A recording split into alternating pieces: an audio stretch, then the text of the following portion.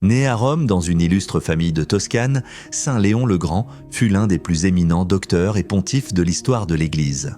Doué à la fois pour les lettres humaines et les sciences sacrées, il était dès son jeune âge destiné à de grandes choses. Un ancien concile affirma que Dieu lui avait confié les armes de la science et de la vérité afin de confondre l'erreur et soumettre la sagesse du siècle à la lumière de la foi. Archidiacre sous les pontificats de Célestin Ier et de Sixte III, Léon se révéla un diplomate avisé, notamment lors d'une mission délicate dans les Gaules où il parvint à réconcilier deux généraux ennemis de l'Empire. C'est au retour de cette mission qu'il fut unanimement élu évêque de Rome, malgré son absence. Son intronisation, le 29 septembre 440, fut accueillie avec vénération par tout le peuple. Dès les débuts de son pontificat, Léon se sentit accablé par le poids de sa charge. Dans ses homélies d'anniversaire, il confesse son effroi devant l'appel de Dieu, se disant trop faible pour gouverner l'Église, mais fort de celui qui agit en lui. Il s'efforça de purifier les mœurs du peuple romain, de corriger les abus et de protéger la foi contre les hérésies, s'entourant pour cela de savants comme saint Prosper d'Aquitaine, qu'il prit pour secrétaire. Son action pastorale embrassa toute la chrétienté. En Afrique, il condamna les manichéens, dont plusieurs, repentis, furent réintégrés dans l'Église. En Espagne, il soutint saint Uribe contre les priscillianistes et convoqua un concile pour les combattre. En Gaule, il modéra l'autorité trop étendue de l'évêque d'Arles, saint Hilaire, tout en respectant sa dignité.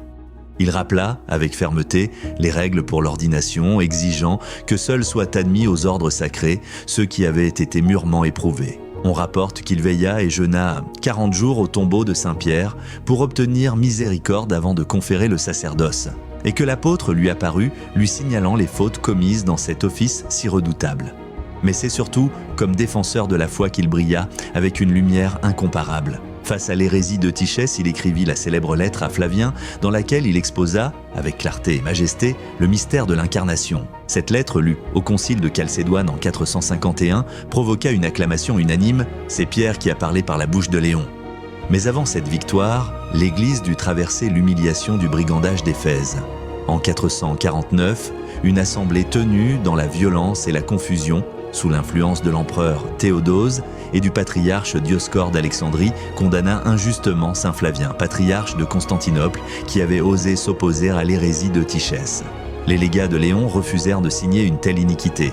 Flavien mourut peu après des coups reçus au concile. Le pape s'indigna de cette mascarade, déclara nulle cette assemblée et fit entendre, avec force, l'autorité du siège de Pierre. 2 ans plus tard, grâce à l'action de l'empereur Martien et de sainte Pulchérie, le concile de Chalcédoine rétablit la vérité, condamna Dioscore et proclama solennellement la foi de Léon sur les 2 natures du Christ.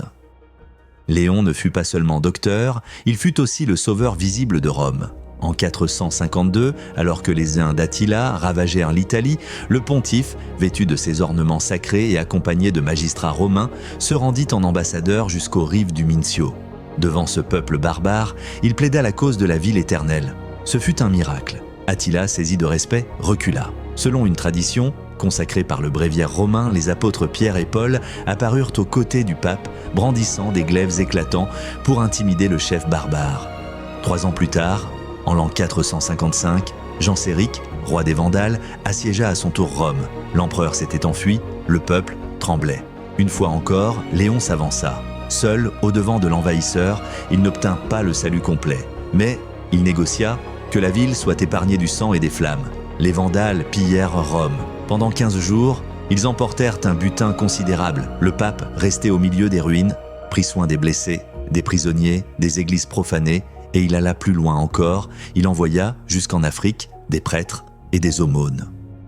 Profondément affligé par l'ingratitude de son peuple, qui reprit trop vite ses plaisirs mondains, saint Léon adressa à Rome une homélie d'une puissance saisissante. Il rappela que la délivrance venait non des astres, comme le prétendaient les impies, mais bien de l'intercession des saints apôtres et de la miséricorde divine.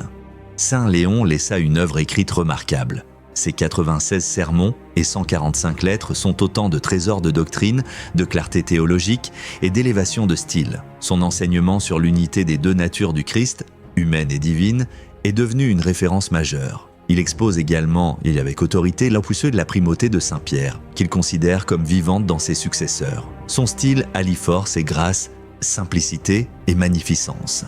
Ce qui semblerait emphatique chez d'autres devient, sous sa plume, noblesse naturelle. Il y a dans ses écrits une lumière qui édifie, autant qu'elle est claire. Il parle souvent de la prière des saints, des jeûnes, de la dignité du sacerdoce, de la liturgie, à laquelle il donna un éclat particulier. C'est lui qui introduisit dans le canon de la messe cette expression solennelle « Sanctum Sacrificium Immaculatam Hostiam ». Sa réforme des cérémonies saintes apporta ordre, beauté et grandeur au culte romain. À la Vigile pascale, sous son pontificat, la basilique du Latran resplendissait de lumière. Les diacres servaient dans un recueillement angélique et l'on chantait les lectures sacrées dans une atmosphère empreinte d'éternité. Saint Léon s'éteignit le 10 novembre 461 après 21 ans de pontificat. Il fut enseveli dans la basilique vaticane. Plus tard, son corps fut relevé de terre et transféré solennellement dans un lieu d'honneur sous un autel dédié à son nom. En 1715, ses reliques furent rassemblées dans une boîte de plomb, déposée dans l'église Saint-Pierre. Son souvenir fut aussi immortalisé par les arts. Raphaël représenta son entrevue avec Attila dans une fresque fameuse. Algardi, au XVIIe siècle, sculpta un majestueux bas-relief où l'on voit Léon, saint du triple diadème, affrontant le roi des Huns, tandis que Pierre et Paul apparaissent dans les cieux, brandissant le glaive de Dieu.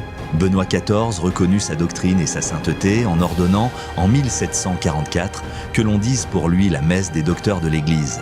Léon demeure l'un des plus grands pontifes, un géant de l'orthodoxie, un modèle de pasteur, un rempart contre la barbarie et l'hérésie, un poète de la liturgie, un père de l'Occident,